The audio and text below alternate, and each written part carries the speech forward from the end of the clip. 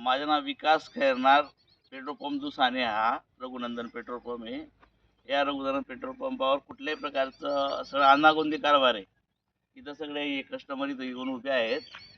परंतु इथं जो कामगार आहे पेट्रोल टाकणारा तो हजर नाही. इथं कुठल्याही प्रकारची सुविधा नाही इथं.